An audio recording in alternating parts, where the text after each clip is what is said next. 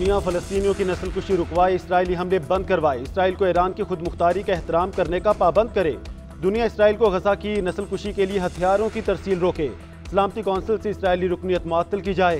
अक़वाम मुत्तहिदा की करारदादों के मुताबिक मसला फ़लस्तीन को हल किया जाए।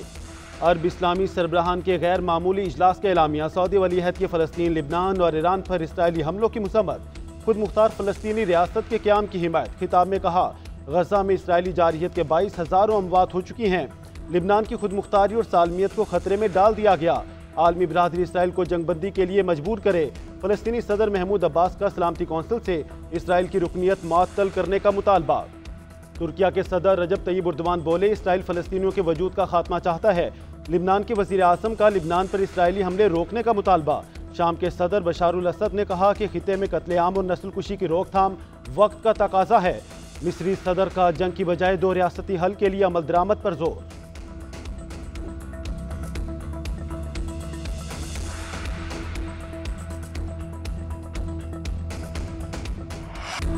इसराइल को असलहे की फराहमी रोकी जाए, जंगी जराइम पर इसराइल को कटहरे मिलाया जाए। वज़ीर-ए-आज़म का गजा में फौरी और गैर मशरूत जंगबंदी का मुतालबा। शहबाज शरीफ की गजा और लिबनान में इसराइली जारहियत की मजम्मत। रियाज में अरब इस्लामिक सरबराही इजलास से खिताब में कहा, इसराइल ने गजा में मुजालिम की तमाम हदें पार कर दी, अब मुजम्मतों से आगे बढ़ना होगा। आलमी बरादरी खामोश बैठी है। फ़लस्तीनी रियासत कायम की जाए जिसका दारुल-हुकूमत अल-कुद्स हो।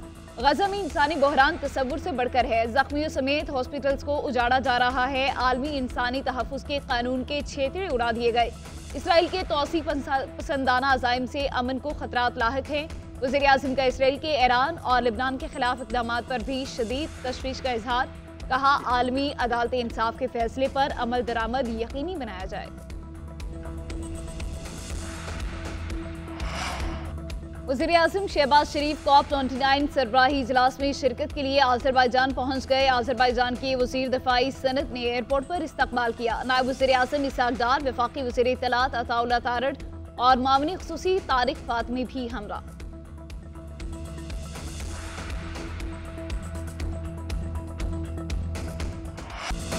कराची एयरपोर्ट हमले की तहकीकात में बड़ी पेशरफ। सहूलतकार नेटवर्क बेनकाब, खातून समेत 2 सहूलतकार गिरफ्तार। मुल्जिमान में खातून गुलनिशा और जावेद उर्फ समीर शामिल। वज़ीर दाखिला ज़ियाउल हसन लंजार की IG सिंध के हमरा प्रेस कॉन्फ्रेंस। कहा, हमलावर शाफाहत की शनाख्त फिंगरप्रिंट से की गई। 2 मुल्जिमान फरहान और सईद भी हमलावर के सहूलतकार हैं। दोनों रिक्शा ड्राइवर हैं। सहूलतकारी में सईद अली और बैंक मुलाजिम बिलाल भी शामिल। मजीद कारिंदे दानिश, गुल रहमान और बशीर जैद भी गिरफ्तार नहीं हुए। मुल्जिम जावेद हमलावर से राब्ते में था। मुल्जिम जावेद ने एयरपोर्ट के अंदर से चाइनीज के बाहर निकलने की इत्तला दी। धमाके की जगह से एक गाड़ी का चेसिस और नंबर प्लेट मिली। हमले में इस्तेमाल गाड़ी कराची से खरीदी गई और रकम की अदायगी निजी बैंक से की गई। एक सवाल के जवाब में कहा, धमाके में कलअदम BLA मुलविस है। वज़ीर दाखिला सिंध का तफ्तीश करने वाली पुलिस टीम के लिए 5 करोड़ रुपए इनाम का ऐलान। कराची धमाके की CCTV फुटेज भी सामने आ गई।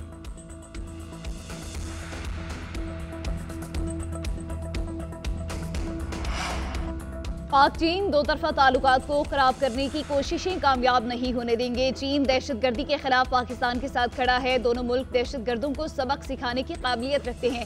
पाकिस्तान में चीनी बाशिंदों की हिफाजत के मामले पर तर्जमान चीनी वजारत खारिजा का बयान।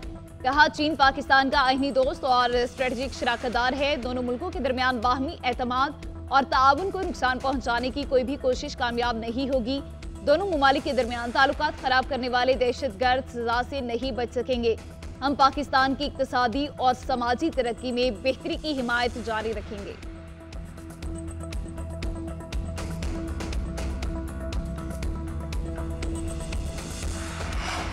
पाकिस्तान में चीनी शहरियों की सिक्योरिटी बेहतर बनाने के अज़म के आदा। पाक चीन का अमन और तरक्की के लिए दुश्मनों के खिलाफ ताउन बढ़ाने पर इत्तफाक।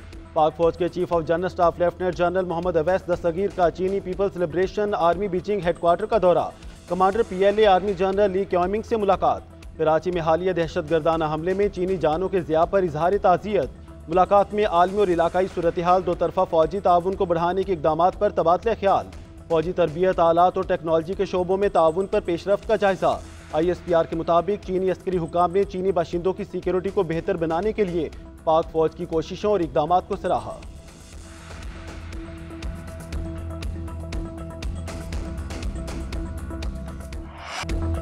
पंजाब और खैबर पख्तूनख्वा जहरीली हवाओं की लपेट में। लाहौर समेत कई इस्लाम में स्मोक की शिद्दत बरकरार। फिजाई आलूदगी में बागों का शहर आज भी सरे फहरिस्त। एयर क्वालिटी इंडेक्स 1000 की हद अबूर कर गया। दारुल हुकूमत इस्लामाबाद और पेशावर की फिजा भी आलूदा। धुंध और स्मोक के बाइस मोटरवे के मुख्तलिफ सेक्शंस बंद। M2 लाहौर से कोट मोमिन और M4 पिंडी भटिया से अब्दुल हकीम तक बंद। लाहौर सियालकोट मोटरवे पर भी गाड़ियों का दाखिला रोक दिया गया। फसाई आलूदगी के बाइस पंजाब में मुख्तलिफ शहरों में आउटडोर सरगर्मियों पर पाबंदी आयद। लाहौर, फैसलाबाद, मुल्तान और गुजरांवाला में मार्केटें रात 8 बजे बंद होंगी। रेस्टोरेंट की आउटडोर डाइनिंग बंद। फार्मेसी, लैब और बेकरियों को इस्तिस्ना हासिल होगा।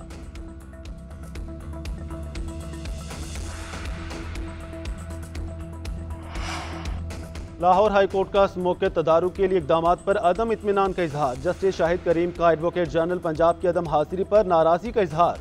रिमार्क्स दिए कि आज महकमा ट्रांसपोर्ट का भी कोई नुमाइंदा नहीं आया। ये इनकी संजीदगी का आलम है। क्या महकमा सोया हुआ है? जिंदगियों का मामला है, लेकिन इदारे अपना किरदार अदा नहीं कर रहे। कायम मुकाम चीफ सेक्रेटरी कहाँ हैं? सूबा कैसे चल रहा है?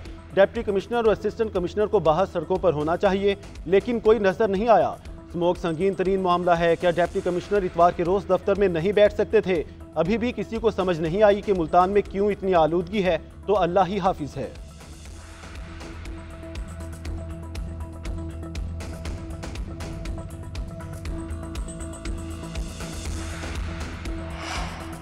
पंजाब की सीनियर वज़ीर मरियम औरंगजेब का स्मोक कंट्रोल में नाकामी के अदालती रिमार्क्स पर इजहार अफसोस। कहती हैं एडवोकेट जनरल पंजाब की अदम मौजूदगी का मतलब स्मोक कंट्रोल में नाकामी नहीं।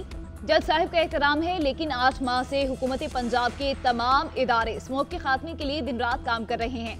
Advocate general Punjab secretary transport के हमरा आज अदालत पेश होकर हुकूमती इक़दाम से आगाह करेंगे। मरियम नवाज शरीफ पंजाब की पहली वज़ीर आला हैं जिन्होंने गुज़िश्ता 8 माह में स्मोक में कमी और माहौल की बेहतरी के लिए तारीख की पहली जामे पॉलिसी दी।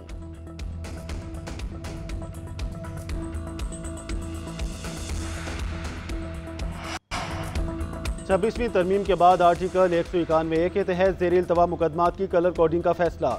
आईनी बेंचेस की तश्कील पर जस्टिस अमीनुद्दीन खान के चैम्बर में इजलास का एलामिया जारी। सीनियर रिसर्चर अफसर मजहर अली खान को आर्टिकल 199 के तहत मुकदमात की स्क्रूटनी का टास्क सौंप दिया गया। आईनी मुकदमात की समाअत के लिए तकर्री। आईनी बेंचेस की तश्कील और रोस्टर का इजरा आईनी बेंचेस के सरबराह और 2 सीनियर जजेस पर मुश्तमिल कमेटी करेगी। 6 नवंबर के आईनी बेंचेस से मुतालिक इजलास के मीटिंग मिनट्स जारी किए गए। जस्टिस अमीनुद्दीन खान को ज़ेर इल्तवा केसेस से मुतालिक ब्रीफिंग भी दी गई। इजलास में registrar supreme court Salim Khan और दीगर अफसरान की शिरकत। आईनी मुकदमात के हवाले से मौजूदा तरीकाकार और मुस्तकबिल के लिए मुजव्विज़ा लाहे अमल भी पेश किया गया।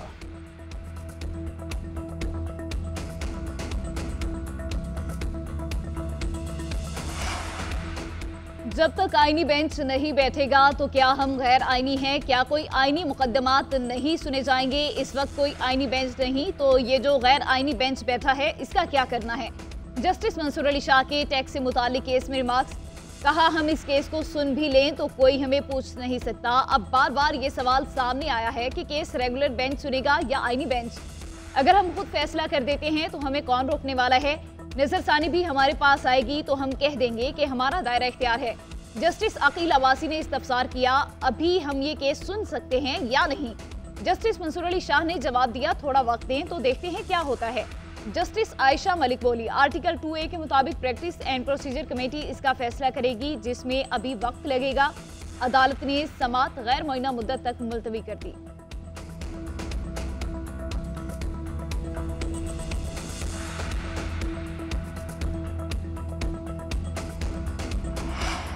मौजूदा हुक्मरान अवाम की बजाय इस्टेब्लिशमेंट के नुमाइंदे हैं। उजलत में कानून साजी, आइन, पार्लियामेंट और जमहूरियत की तौहीन है। सर्विसेज चीफ्स की मुद्दत मुलाजमत में इजाफे के बिल का वज़ीर आज़म को भी पता नहीं होगा। मौलाना फजल रहमान की लंदन में मीडिया से गुफ्तगू। कहा, 26वीं आईनी तरमीम जबरी तौर पर मंजूर नहीं करवाई गई। अब नई आईनी तरमीम आने का कोई इम्कान नहीं। फौज के खिलाफ नहीं हूँ, लेकिन फौज का अपना दायरा होता है।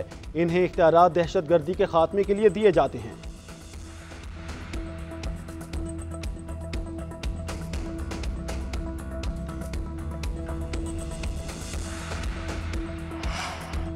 खालिद मकबूल सिद्दीकी ने 27वीं तरमीम को आईनी हक और आवाम के लिए जरूरी करार दे दिया। MKM पाकिस्तान के सरबराह ने GNN से खुसूसी गुफ्तगू में कहा, 26वीं तरमीम जिस माहौल में हुई सबको पता है, लेकिन 27वीं तरमीम आईनी हक और आवाम के लिए जरूरी है। हमें मालूम है कराची को इसका हक कैसे दिलाना है। अमरीकी इलेक्शन में ट्रंप की कामयाबी से बानी पीटीआई के केस पर कोई असर नहीं पड़ेगा। पीटीआई की लीडरशिप ट्रंप की कामयाबी से बानी चेयरमैन की रिहाई को जोड़कर कारकुनों को दिलासा दे रही है।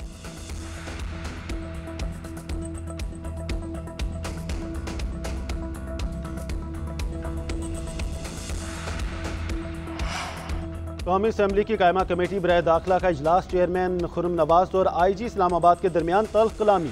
इस्लामाबाद में बढ़ते जुराइम पर IG की सरजनिश। चेयरमैन कमेटी ने पुलिस की शोहरत खराब होने की निशानदही की।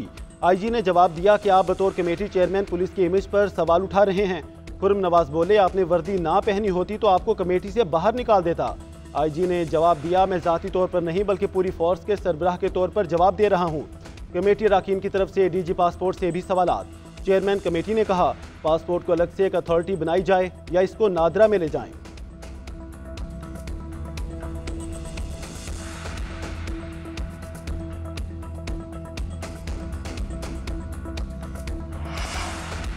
पाकिस्तान और IMF के दरमियान बाकायदा मुज़ाकरात आज से शुरू होंगे। $1 अरब इजाफी रियायती कर्ज के लिए तबादला ख्याल होगा। वफ़द तौसीफ फंड सहूलत प्रोग्राम के पहले जायजे पर बातचीत नहीं करेगा। पहली समाही की मुआशी कारकर्दगी पर ब्रीफिंग दी जाएगी। सूबों की जानिब से ज़रिए आमदन पर टैक्स वसूली से मुताल्लिक कानून साजी का जायजा लिया जाएगा। FBR महसूलात समेत बैरूनी फाइनेंसिंग के अहदाफ पर बातचीत मुतवक्के। उधर हुकूमत के LNG के कारोबार पर IMF के एतराज़ात। LNG की खरीदारी निजी शोबे के जरिए करने का कह दिया।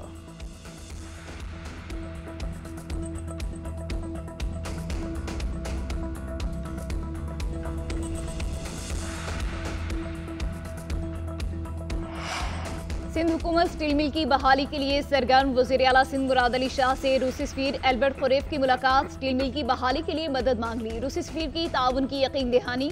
आइंदा हफ्ते रूसी और पाकिस्तानी माहिरीन का ऑनलाइन इजलास तय। स्टील मिल की बहाली पर तबादला ख्याल होगा। रूसी सफीर की गवर्नर हाउस भी आमद। कामरान टिसोरी के साथ मुलाकात। रूसी सफीर को गार्ड ऑफ ऑनर पेश किया गया।